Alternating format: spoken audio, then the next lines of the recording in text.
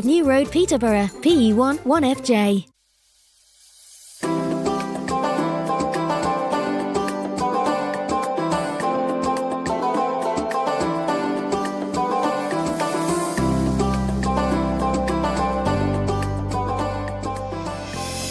Peterborough's community radio station, Salam Radio, 106.2 FM. Assalamu alaikum, good evening. You're listening to Salam Radio on 106.2 FM. I'm your host Shaz Nawaz, and I have in the studio with me Kieron Bateman, salam. Walaikum salam. Kieron, how are you? I'm all good. Nice to be able to sit down for once today. You always had a busy day. Yeah. How's your day been? How's your week been? Hectic, non-stop. Arthur said to me, it's September and it's tax return season time again. Oh, yeah. It just finished. I was going to say, didn't you just finish doing that last week? Just so, I'm done. It's remarkable. Yeah. They say we've got 52 weeks in a year. I think they're lying. I know. It just goes by so Feels quickly. Feels like 4. It'll be Christmas soon. Yeah, really it will. Yeah. It will. The Can we have clocks- Halloween first? The Halloween, bonfire night, Right. the Clocks clocks fall are back. going to change. So, Yeah. it's all happening. Bonfire night. Yeah. Although in 2024, I'm starting to think Guy Fawkes had it right. No comment. In fact, have you seen the 3-part drama series on Netflix on Guy Fawkes? I can't remember what it's called, but it's really good. It's interesting. No, I need to watch that. Yeah. It's the guy who's in Game of Thrones. Which one? There were many people You in know Game of Thrones. You know the one I'm talking about. Sometimes you know nothing. Jon Snow. Jon Snow. Ah, Jon Snow. Whatever his real Yeah. name is. Kit That's it. Kit Harington, isn't it? Harrington, yeah. Yeah. He's in it. There you go. Okay. I'll have to give that a watch.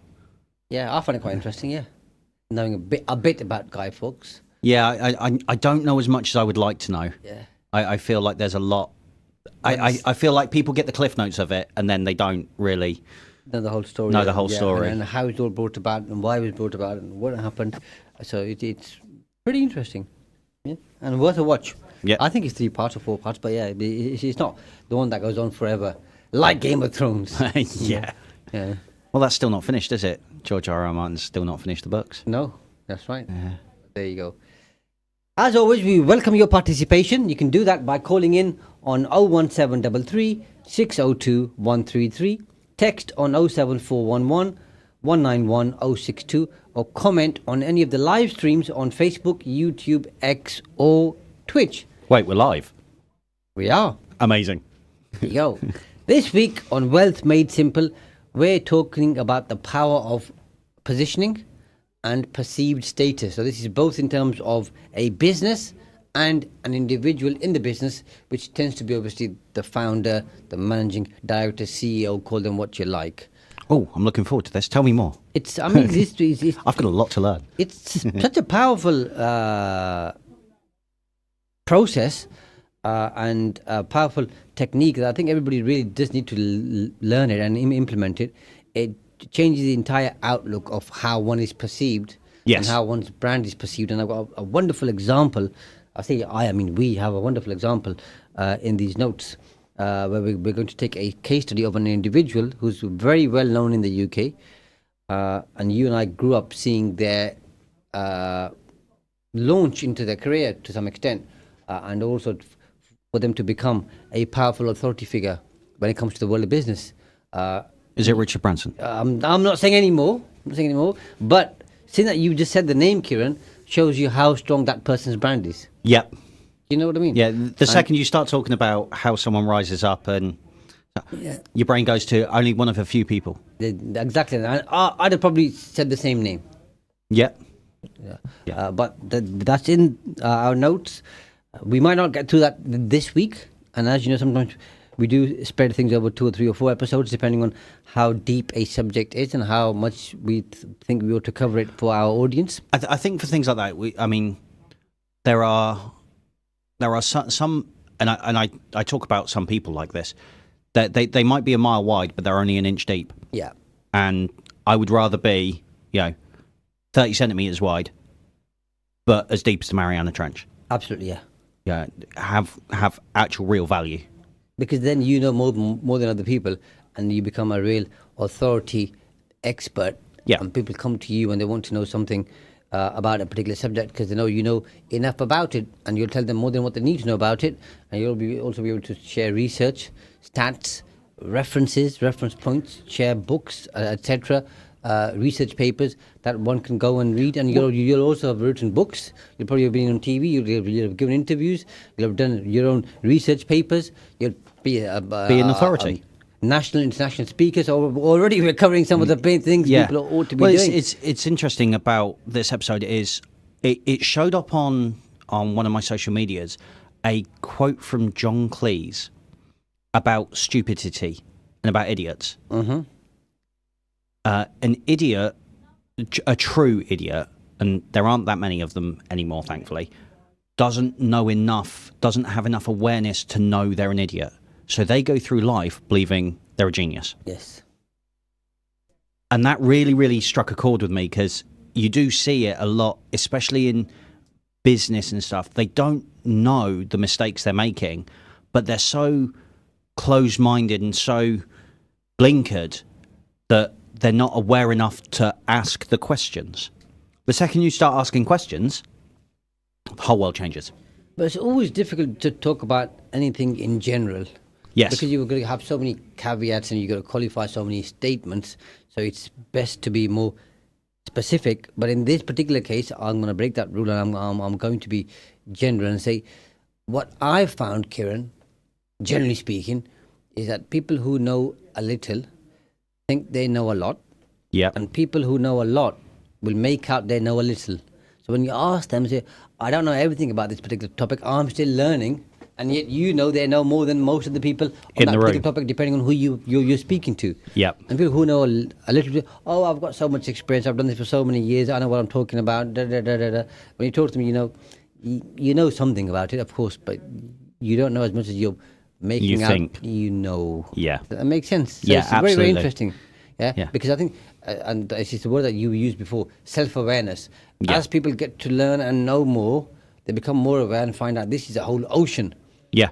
And I've only just started. This is my first, second, third, fourth step into it. There's so much more I need to know. And people who don't know much think they know everything there is to know about a particular topic. So I've always found that fascinating. Yeah, it's the difference between being a very, very big fish comparatively in a small pond and then that same fish being dropped in the ocean and suddenly realising that there are sharks out there, there are whales out there, there are things that are 100 times their size and with 100 times their knowledge, and the sea is vast.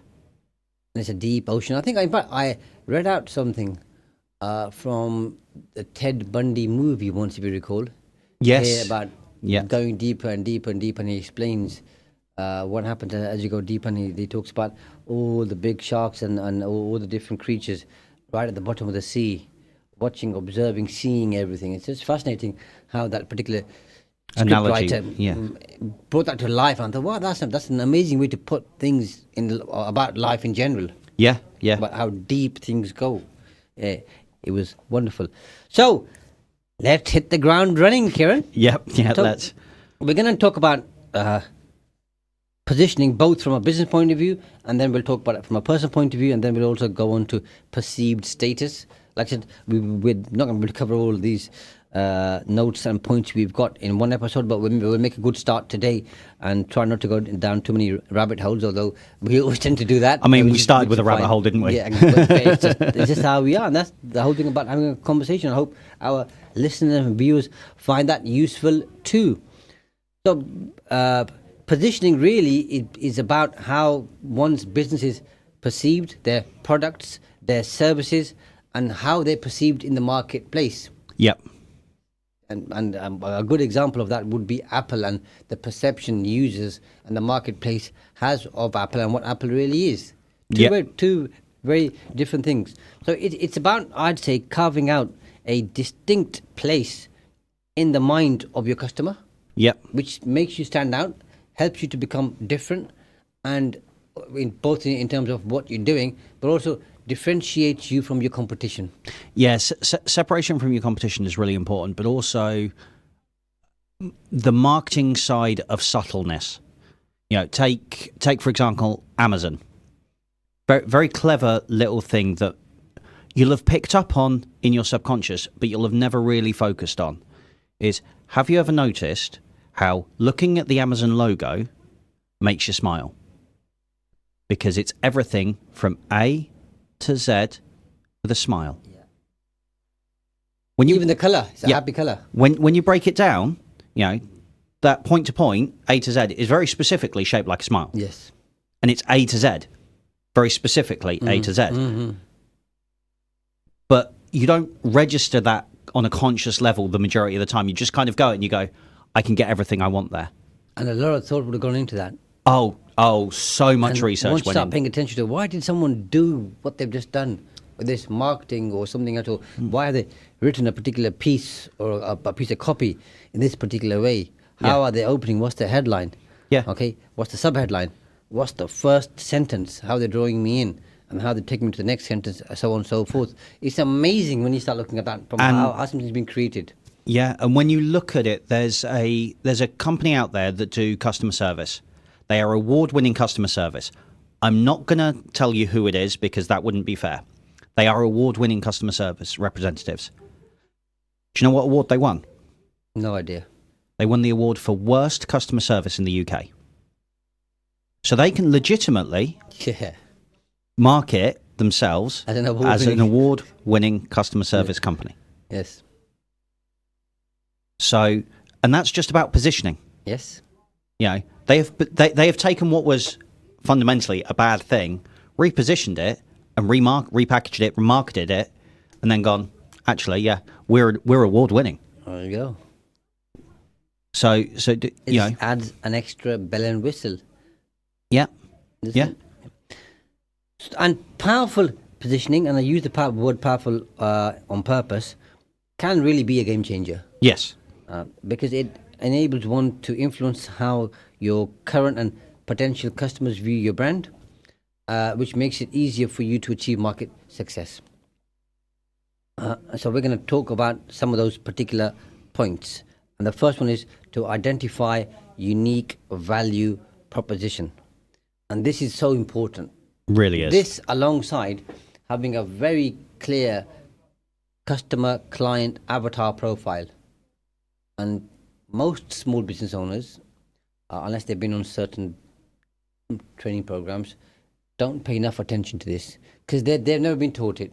They just buy something, make something, sell something, or offer some kind of a service based on their expertise. But who is your customer? They don't pay enough attention. And then if you say to them, they say, well, everybody's my customer. But everybody can't be your customer, because if you look at your customer base, we can see certain patterns and correlations. Right? And if you're trying to sell to everybody, you end up selling to nobody. Yep. And when you go through their customer base, you soon find certain patterns. Once you see the pattern, you can start marketing towards that pattern. You can start emphasizing Because that. then You you're can start, building a profile. yeah, and then and then suddenly, because you know that pattern encompasses your customer, and now you're marketing specifically to that pattern rather than. It's the difference between a shotgun and a sniper. Yes. You know, a shotgun just blows 1,000 pellets in every direction. It'll hit the target, but it'll hit all of the target, and in very small increments. Yeah. A sniper Very will hit precise. the center, Yeah. laser focused. And when you have a very clear profile, when you're writing to that person, when you're speaking to that person, when they read stuff, when they hear stuff, when they watch stuff, Becomes personal. Because they're talking to me. Mm-hmm. So they pay more attention. You can, and caveat to all of this, you can start diversifying and branching out and marketing to a wider audience, a bigger audience, eventually everyone, once you get big enough. Yeah. But to market to everyone, you have to be essentially global. Disney markets to the world, and they are big enough to market to the world. But their core market is still kids, and they focus on that to the exclusion of most other things. But they still market to the world. They still include things for Yeah. adults, but it's not their focus. Yeah. But when you go to Disney, what do you get told? Welcome home. On your second visit. Yeah. Yeah. Yeah. You know, I had that experience with second visit. Welcome Yeah. home. it's an expensive experience, right? It is, but it's worth it. I'm telling you. But that's it. Coca-Cola can market to the world because they're global. Yeah. Apple can market to the world. But Apple still markets to, the discerning individual on the go that wants the best technology that's going to last the longest amount of time, yada, yada, yada, yada, yada. Yeah. Microsoft is big enough to market to the world. Now, let's pull it all the way back to a small local company that is in a city. They can't market to the world, and they shouldn't try to. They don't have the budget. 1, you don't have the budget. 2, you don't have the market research. 3, you don't have the customer base. So you've got to do what works for you and be focused on that. So on and so forth. Yeah. Yeah. That's right. So a UVP, unique value proposition, is about making you or enabling you to offer a distinct value proposition which differentiates you from your competitors. And these can be things like innovation, Yep. better use of tech, exceptional customer service, Award-winning customer service. A unique product feature, like we were talking about Apple, Yep. a commitment to sustainability, which some people care about, Yeah, massively. and so many other things that make you better or different to somebody else. And again, I think it's important, Kieron. Say it's not about being better; it's about being different. But different good. Because some people want that different. Yeah. And if you give it to them, fine. And it's an example I heard many years ago, and I'm probably going to do a disservice to it, but Domino's Pizza, when they first started in the US, their tagline was something like, fresh, hot pizza delivered to your doorstep in 20 minutes or less, or your money back. Yes. Was it 20 or 30 minutes? But the point is still the same.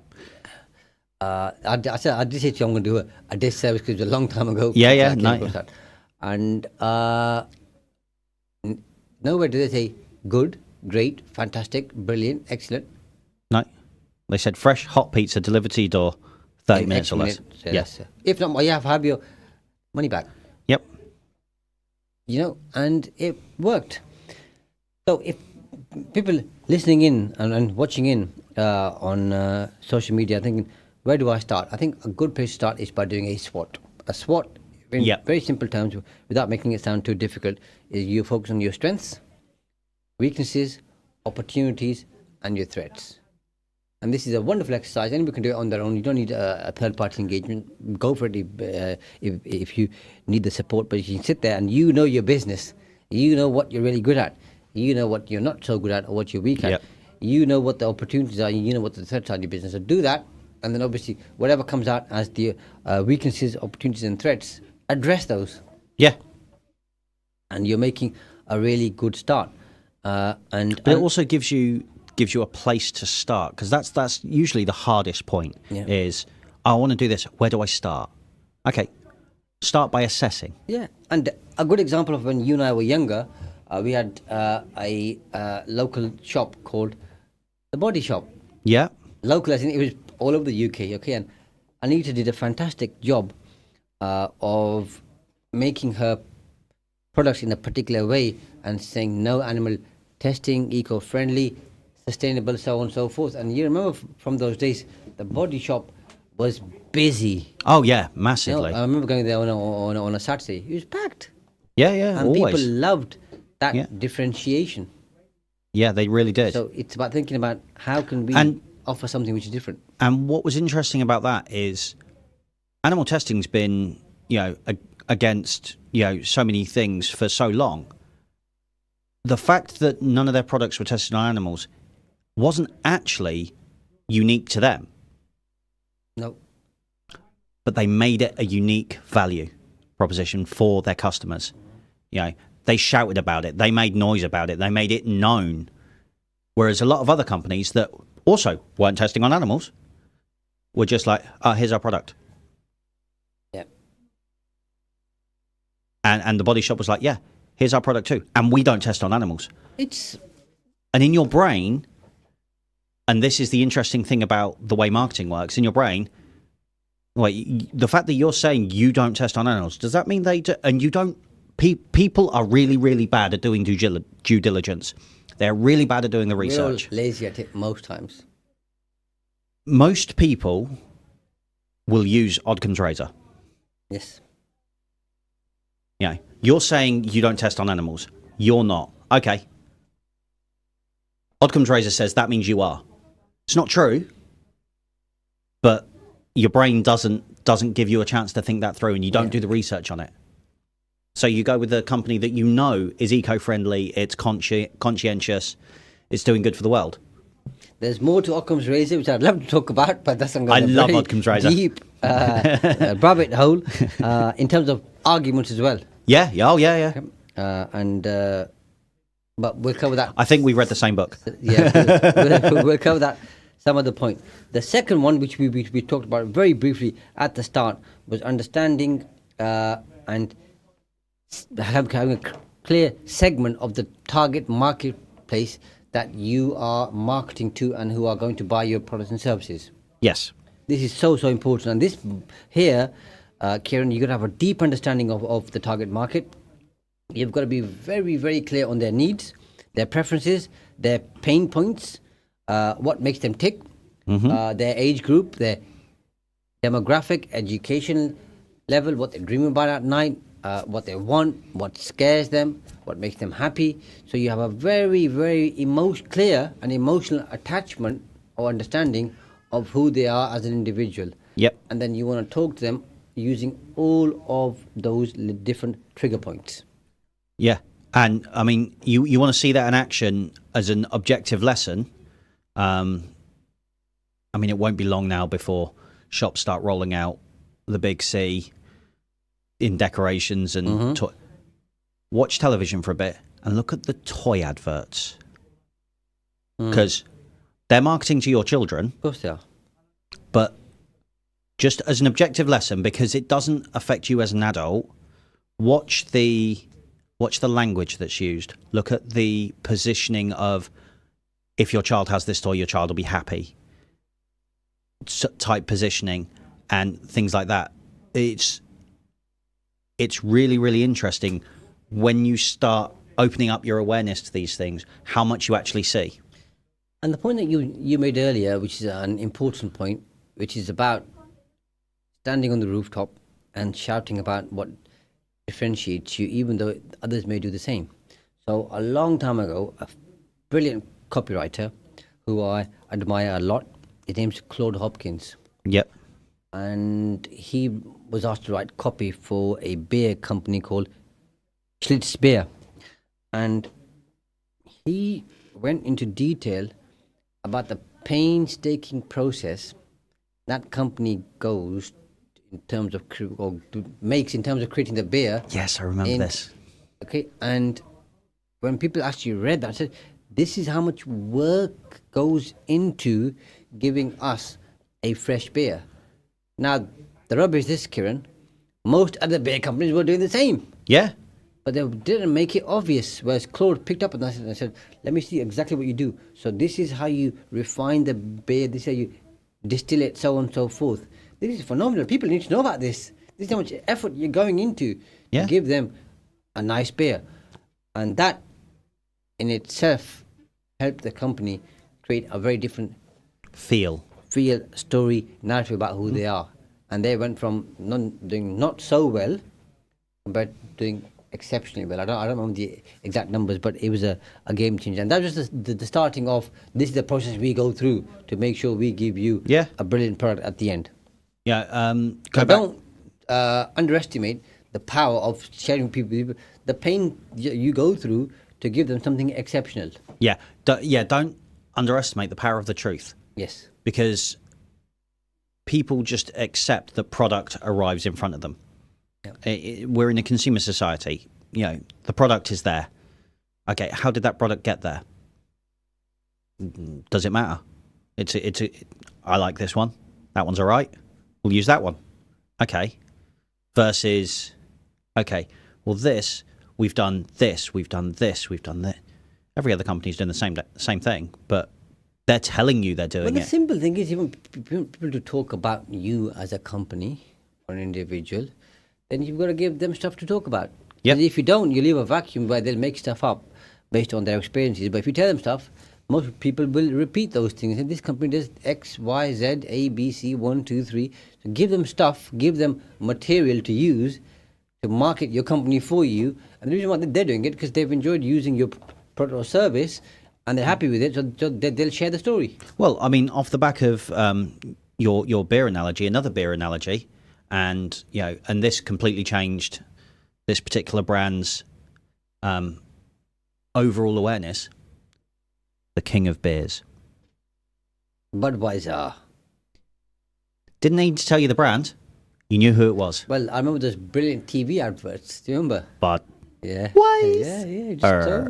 But there was so much effort that went into those ads. Sticks in your mind. Same as Guinness, by the way. Yeah. Those ads in the 90s. Really they were so popular. good, so well done. Yeah. The lady with a milk tray. Yeah. Remember that advert? Milk tray. These things stick in our heads. Yeah. 30 years later. Yeah, and that is the power of good marketing and good positioning. Exactly. Glass and a half in every bar. Yes. By royal decree. Dairy milk. Cadbury's. Yeah. There you go. So we've got so much to talk about.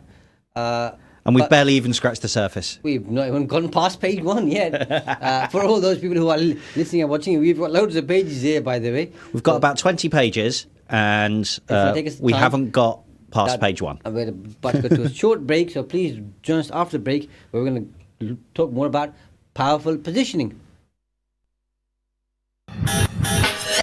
You're listening to Peterborough's community radio, Salam Radio. Salam Radio. 106.2 FM. At Cake Inn, all our cakes and slices are freshly baked for that delicious taste. At Cake Inn, we bake 100% vegetarian and halal eggless fresh cream cakes. Delicious flavoured cakes for birthdays and weddings, ceremonies and all other occasions, with free customised messages, even balloons and candles too. Order for delivery or collection from Cake Inn, 489 Lincoln Road, PE1 2PE, and your cake could be ready within 2 hours. Find out more and order online at cakein.co.uk or call 01733 496 584. We know you're concerned about heating your home in this cost of living crisis. We are too. Which is why at Peterborough City Council we're doing all we can to help. We can support and advise you on ways to save energy this winter and to insulate your home, one of the best and long-term ways to save on energy bills. Visit our website for ideas and links. Find out more at peterborough.gov.uk. Bite into something wonderfully tasty at Big Mouth, 349 Lincoln Road in Peterborough. Eating in for takeaway or delivery. Big Mouth now have a delicious new menu full of all your favourites. Crispy fried chicken, juicy smashed burgers, finger-licking piri-piri chicken, handmade pizzas, quality doner meat and so much more. So visit the family-friendly Big Mouth restaurant for fantastically fresh food. Call 01733 201020 or visit getbigmouthonline.com. Attention foodies! Discover a world of flavours at Pack Foods, the largest ethnic supermarket in Peterborough. Shop our vast selection of authentic ingredients from around the globe, including spices, marinated fish and meats, and exotic fruits at incredibly low prices. And the best part? We offer free parking. No more hunting for a spot. Come visit us today and explore the incredible range of flavours at Pack Foods, 232 Lincoln Road. 2020 World Buffet is inspired by the best foods from around the world. See our teppanyaki chefs grill your food to order, or choose delicious Indian, Italian, Chinese, Mexican dishes and British favourites, all halal. 2020 World Buffet offers you unlimited food at a set price. Open 7 days for lunch and dinner. Catering, wedding and party services available too. Call 01733 566 320 or visit 2020buffet.co.uk. 2020 World Buffet, 35 New Road, Peterborough, PE1 1FJ. Are you a savvy shopper searching for the best food deals? Look no further. Adams Cash and Carry can help you save big. We're not just a food wholesaler for takeaways and restaurants. We also welcome household customers at our warehouse in Westwood, Peterborough. Visit our website and enjoy wholesale prices on everything from drinks to flour, rice to burgers and much more. To shop, go online and collect in store. Visit adamscashandcarry.co.uk today to start your savings spree. Satisfy your cravings at Ibrahimi Buffet Restaurant. Enjoy a tantalizing variety of Chinese, Italian, Pakistani, and comfort food favorites, from starters to desserts. Kids under 5 dine for free, so bring the whole family to our location at 63 Sycamore Avenue. Open every day from 5 p.m. till 10:30 p.m. Call us on 01733 313131 or book online to reserve your table. Ibrahimi-restaurants.co.uk. Every bite is a delight at Ibrahimi Buffet Restaurant.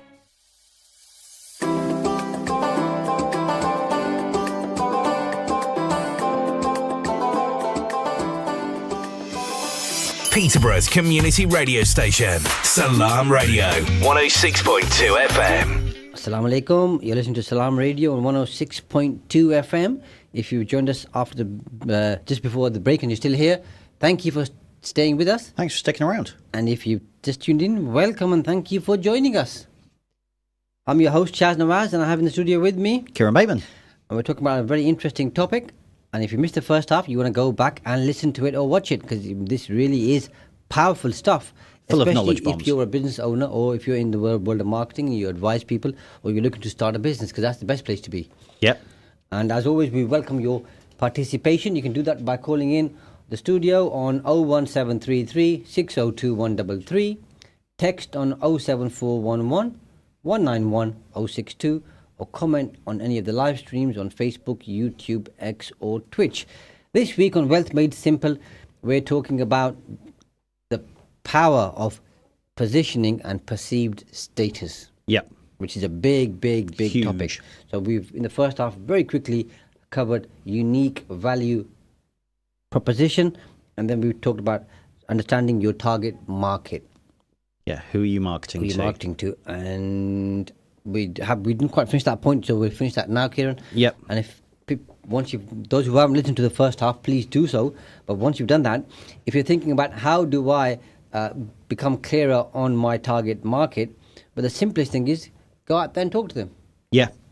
Talk to people. Find out what their problems are. You can do surveys, interviews, analyze data to understand your client profile.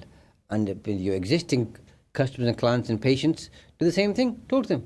Yeah. I mean, you can do online surveys using Survey Monkey and many other tools, by the way. I always find face-to-face better, because there's always a follow-up question, or people don't understand the question, they ask you, so it turns into a conversation, which makes for a much better research than just asking straight questions with a yes, no, 1 to 10, whatever type of answer. Yeah, I also find that 1 to 10 type surveys are a lot of the questions are ambiguous at best. Or sometimes reasonably loaded towards one thing or the other. Whether it's on purpose or whether it's just by chance. happenstance, yeah. Yeah, that's right. So do that, and that's going to help you to get clearer on your target market, which will help you with your marketing. The third one, Kieron, which I know is one of your personal favorites, so I'm not going to steal your thunder, but I'll open up and then you can crack on. This is having a clear and well-crafted, compelling brand story. Yes. Brand stories are the bread and butter of taking people on a journey. Going from our era, when you were growing up, and I know we all heard this, especially coming up to Christmas, was thousands of toys all under one roof. Yep. Where do you go? Toys R Us. Right?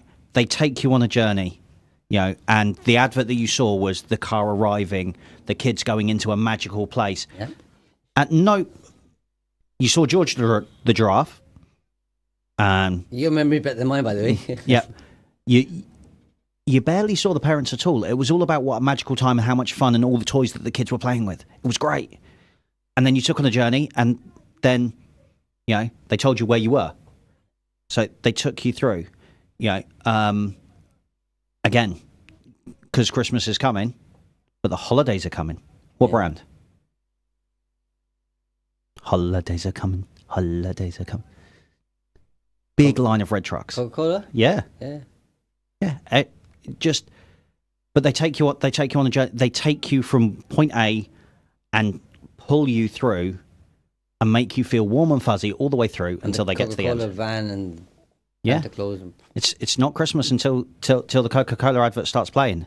There's always a competition between the big supermarkets as to who's got the best Christmas advert, and all of these adverts tell a story.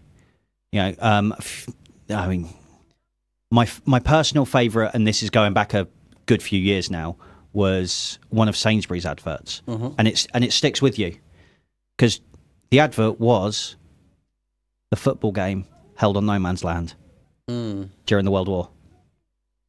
And they exchanged gifts and exchanged chocolate, and it's just a really nice, warm, but you know the story, you know the history, and they connect to it, and they're like, yeah, connecting people. And suddenly, sales go up. Shocking. But that is the power of telling a story. But it creates personal connection, doesn't it? Yeah, it does. And that's the point, is doesn't matter if you've got the best product in the world. I could have the most futuristic sci-fi tech bionic amazingness on the planet. And if that's how I describe it to you, you're not gonna buy it. It's not going to excite most people. It's not going to excite most people. Real nerdy ones are really loyal.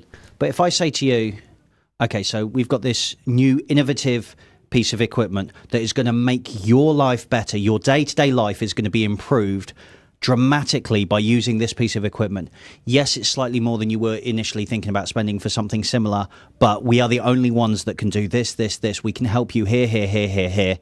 We've done the research, we've put the effort in, we've put the bells and whistles on, and suddenly you're going to go from having to work, really hard at work and then go home and do all of your housework to you buy this product and your housework will be done for you. You get your time back. This is for you. We didn't do this for us. We did this for you.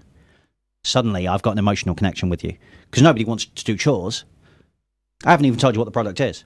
I don't even know what the product is, but I've just marketed to you something that'll do your housework for you, haven't I? Yeah. Because I told you a story. I told you how your life is. Wall Street, when he said, sell me this pen. The pen, do you remember? Sell me this pen. And that really kind of defines to some extent or supports the point that you're making. Yeah. But we all connect with stories. Yeah, you do. Whether we're growing up as children, stories, especially at nursery and primary school. Okay? If you follow any particular belief and read a particular holy book, all pretty much stories. Yeah. Parents tell you stories. Yeah. When you're watching a movie, it's a story. You're watching a documentary, more often than not, it's a story. Because these people and these organizations know that stories stick. Yep, they do. But yeah. they have to stick because pre-written word, pre-printing press, pre-computers. So, let's take it right the way back. What made humans the dominant species on this planet? Storytelling. Yeah. Sitting around a campfire, passing my experience onto you through a story. Yeah. That's what made us because we didn't. So, going off on a tangent here, but we didn't become the dominant species on the planet because we don't have to learn everything fresh every generation like so many animals do. Yeah. We can pass on bulk information. And I emphasize bulk because, there are animals out there that pass information on to their kids. You look at elephants, they will go to the same watering holes year on year on year. Yeah. And, the grandparents will teach everyone else where the best watering holes are and they'll go around because they'll remember. And that is generational information. Yeah. But humans are the only real species that have managed to do this en masse, in bulk, and then learn from it and build on it. We don't just tell each other a story. You tell me a story, and if it resonates with me, it sticks with me. I then tell it to somebody else. Now they've learnt from your information, but you've never met them. Yeah. The number of people that I've told the cufflink story to. Yeah. And you told me that years ago. Yeah. But it stuck with me because it really resonates with how to problem solve. And that's the thing with building a brand story, is if you can connect on a human level, 90% of the battle's done for your marketing. Absolutely. And it is as simple as that. And it's reasonably easy. Yes. I use that word on purpose. Yeah. Because usually we say simple, it's not easy, but this is easy because here you're sharing your reason for being in business. Yep.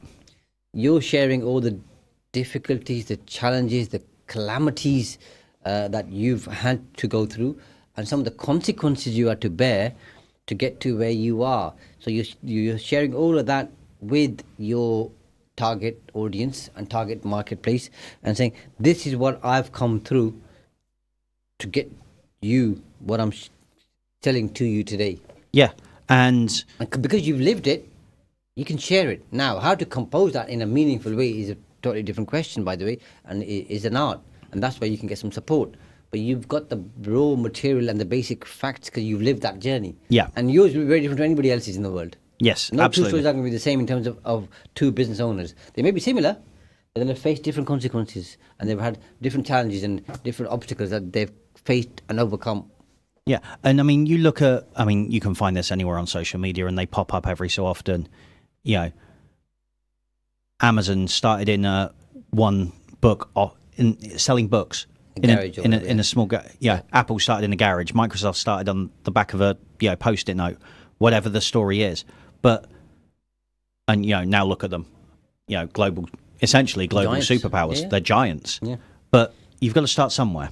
Yeah. And I'm going to use Amazon's example because I know the story. Amazon didn't want to just sell books, but they started selling books because it was something that, Jeff, was going on. But Jeff doesn't want, as an ideologue for the company, doesn't want to sell things. That's not the company's ethos or purpose. The company's purpose is to hold everybody's credit card details to make buying easy. Yes. Yeah, let me say that again. Yeah. Their company isn't about selling. That's why so many things on Amazon are either fulfilled by Amazon, Amazon affiliates, or, shop stores on Amazon. Yeah, Amazon really isn't bothered about actually selling. I mean, they do sell because, Good, but then it's going to be a direct consequence. Yeah. Once you got the credit card, everything's, as I say, one click away. One click away.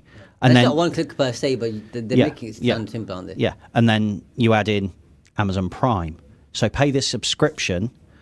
Next day delivery. So all we've got to worry about, we don't have to worry about the cost of product. We don't have to worry about the cost of, X, Y, and Z, importing, that's at the cost of the supplier. But tell you what we will do. We'll pick it, pack it, and send it out to you, and we'll get it to you tomorrow. But it's going to cost you a monthly subscription on top of and it's not what that you're much, by already the way, and you save money in here. what you think you do. Yeah. But do you? I think we do. Okay, so If you shop around hard enough, of course you'll find things cheaper elsewhere than now. unless, and this is something that I find fascinating, unless you buy something regularly on Prime, it's not worth it. It's cheaper to just pay the postage every so often. Yeah. If you buy less than 2 items a month, 2 or 3 items a month, it's not worth it. In our office, we're buying an item a day. Yeah, I know. There's always stuff. There's always stuff. Yeah. But from an at-home point of view, but do you know why you spend the money? Easy Convenience. yeah. Because they've made it easy. Yeah. And don't get me wrong, I buy from Amazon maybe 3 times a year, and I still pay for Prime. So, I'm a victim of the marketing just as much as everyone else. But we do them often. It's if you actually look at it and break it down, it would be cheaper for me over the long term To pay for the P&P. just to pay for the P&P the few times I use it. Yeah. But I don't because, well, actually, if I want something, generally, in today's society, we've lost patience. That's something we have lost. And I want it tomorrow. Instant gratification. I want it tomorrow. Sometimes I want it by the end of the day. Yeah. And if that costs me $7.99 a month, all right. So be it. I'll pay for that convenience because, I've decided I want this widget, doodad, what's in my jig, and I want it tomorrow. I think I've talked about it before, and without going too deep down a different rabbit hole, about 10 years ago, a friend of mine in Peterborough said they were going to start this business where people will place an order through an app that he has, and they'll want to order food from a takeaway restaurant. He'll pick it up, drop it off to them, charge them £3 or whatever it was, and they pay for it. I said, that'll never kick off. People don't want to pay £3, £4, £5, whatever the price is. And it wasn't that expensive, by the way, to do it. And he tried it, and I think he was too early in the process. And you saw during COVID, it's gone crazy. Yeah. Because people are buying on Uber Eats, Just Eat, Deliveroo, and they're paying more for what they're buying in the first place, and then they're paying for the delivery on top. Well, that's what makes no sense to me personally. Okay, and I don't do it that much. But your kids do. My kids do it all the time. Yeah. And I try telling them, this, but it's interesting. So when I was a kid, when you were a kid, if we wanted takeout, you either, fast food restaurants, McDonald's, KFC, Burger King, were not takeout options. It wasn't that much of a thing anyway, They were if you were at a theme park or if you were out in town and it was a treat, and it was a rare treat for us anyway. For a birthday or whatever. Yeah, exactly. If you got a takeaway, it was a Chinese takeaway or it was an Indian takeaway. That was it. Yeah. And you rang them up, you rang the restaurant directly, and interestingly, you can still do that. Yeah. I still do that. And it's cheaper. And they will have their own driver. And they'll drop it off to you. And they'll drop it off to you. But it's easier not to speak to people. Just punch buttons on an app. You should do that, yeah, that's right. Yeah. I'm just a fussy guy, as you know, so I have my food made in a certain way, and doing it on an app is going to be difficult. Putting these instructions, I'll just bring myself, do this, and don't do that, and get it ready. And after a while, they know you anyway. They've done nowadays. They've made it easy anyway. They've stored your number. You ring them up and say, "I want." They said, "Do you want this?" Yeah, that's it. So, calling up is just as quick to some extent. Yeah, it is. As it once they know what you want, because most of us kind of order the same food from the same restaurant most of the time. Yeah. So then they know your preferences. Yeah. Oh, yeah. If you look at your takeaway orders over the last, I'm going to say 10 years. Right, that's a long time. Yeah, 3,650 odd days. Yeah. And if you have takeaway once a week over the last 10 years, that's 520 weeks. Just once a week, it's 520 orders. Of those 520 orders from an Indian restaurant, how many of them are the same? How often do you deviate? Me, not very often at all. You never. I know what I'm going to get. So, that's what I want. Now, more importantly, when you found the restaurant that you like, how many times do you try a new restaurant? Not very often, unless someone takes me there or highly recommends it, or if I'm out and about. But if you talk about just locally being in Peterborough, I might try it one off. But nowadays, my children are older, so they'll try to come back and say, "Dad, that's a good one. That's not so good." So I get the feedback, and then I might try it. In the olden days, I'd try a new place because it was new. Now I'm not so keen. No, because you know what you're going to get with your regular, and it's your regular. Yeah. And that, once again, is marketing. And that takes us very beautifully, Kieron, onto the next point, which is consistent brand identity. Yes. Okay, so for this one, we discussed this during the break. Pop quiz. I'm going to give you some taglines, and you're going to tell me what the brand is. And we'll see. And we've not done this before, by the way. No, we've not done this before. So you're going to make it up. And we'll see how many of the brands you get, and this will tell you how good their identity is. Just do it. Nike. Finger licking good. KFC. I'm loving it. McDonald's. Yep. I'm trying to think of them now. I've passed the test. Yeah, you've passed the test. We can move on now. Before I get one wrong, because you're going to ask me a really obscure one that I probably can't remember. But yeah. But it sticks, isn't it? But it sticks. And you realise when you think about these things. Yeah. And when you start looking at it, then you suddenly realise that. But what we tend to bring is we take those taglines and we repeat them in other parts of life. Yep. Can you stop messing about? Just do it. Yeah. You know what I'm saying? I know what you're saying, and it clicks, isn't it? And it sticks. Yeah. Try that food there. It really is finger licking good. Oh, yeah. And you're not talking about KFC, but there's something else. Yeah. But because you get it, you've got this kind of brand recognition, rapport with yeah. it. Yeah, going back to what we said earlier. Playing around with the king of beers. Yeah. Budweiser, yeah. Budweiser. Things like that just stick. Glass and a half in everything. Dairy milk, yeah. All because the lady loves. Milk tray. Yeah. Yeah. It works, doesn't it? Yeah, you're right. So, and it's surprising how many we recall, because I thought I'll probably get one or two right. Yeah. And the others I'm going to struggle with, but it's just the mind recalls. So with brand identity, and big companies spend a lot of money on this, by the way, okay? Oh, they do. But it's your branding in terms of your logo, the color scheme, the tone of voice, the tone of color, okay, and the way that your logo's designed. Is it portrait? Is it landscape? Is it 3D? How it's laid out? The font that you use.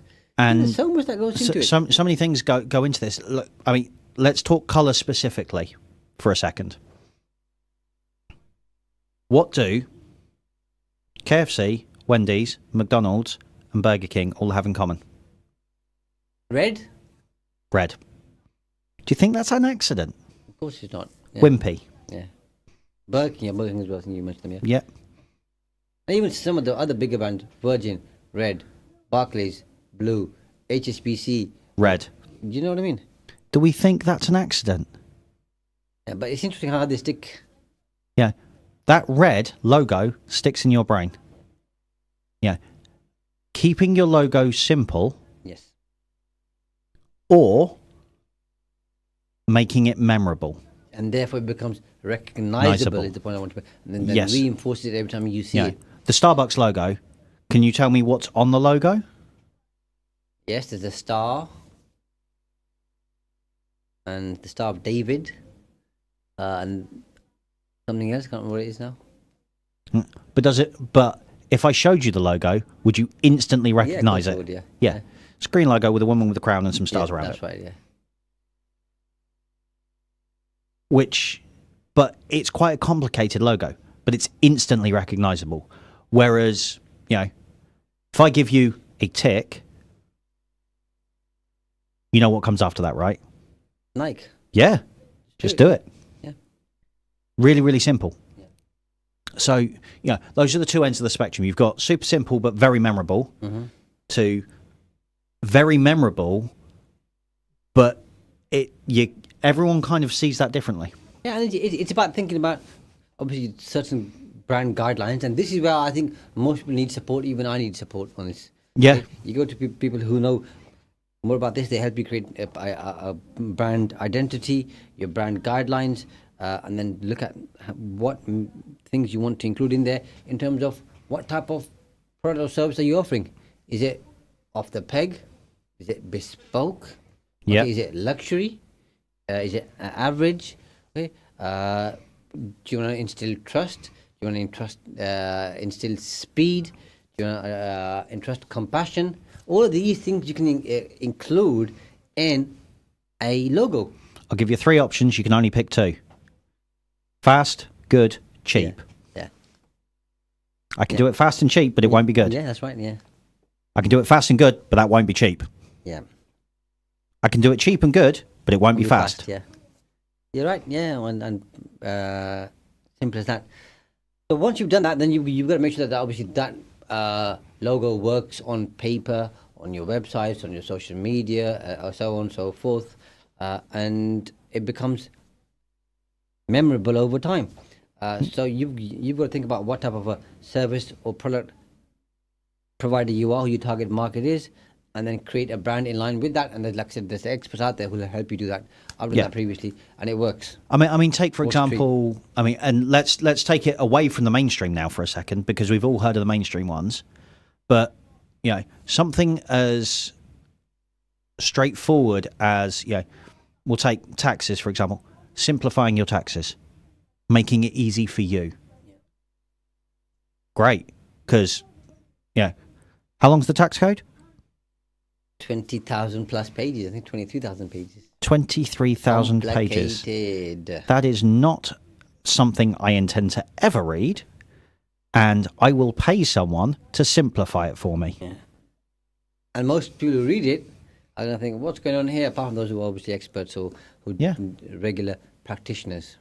Yeah, because And even they don't understand every single bit, then they've got some other experts on that particular area, with this capital gains tax, income tax, national insurance, so on and so forth. that's why you have teams. Yeah. Yeah, but the point there is, if you've got a company that's going to simplify this for you and go, okay, you need to pay this, and we charge this, Yeah. and we've done all the hard work for you. Okay, great. That's all I need from you right now. I trust you. Here's some money. Make it happen, because, frankly, my brain hurts thinking about 23,000 pages. And here's our Graham with a quick recap. It's from where? Cilla Black. There you go. It's Blind Date. And on that, so the quick recap is we've covered 4 out of many points. The first one was identifying your unique value proposition. Number 2, understanding your target market and segment. Number 3, crafting a clear and compelling story for your brand. And number 4, creating and developing a consistent brand identity. Yeah. And that's the tip of the iceberg for all the other things that we are going to share with you. Titanic. And when you add... Oh, wait, no, sorry. When you add this to leverage, which is what we spent a lot of time on a few episodes ago, I think those two together make a very potent and powerful recipe. Yeah. Massively. For anybody to go into business or who are in business to really catapult their business from where they are now to a very different place. How do I know that? Because I've done that with so many customer clients over so many years. But that's a story for a different day. Thank you very much for tuning in. We hope you find it useful. We hope you're going to implement this in your business. Same place, same time next week. Take care for now. Bye-bye. Stay tuned to Salam Radio after this short ad break. For the top pizza in Peterborough, visit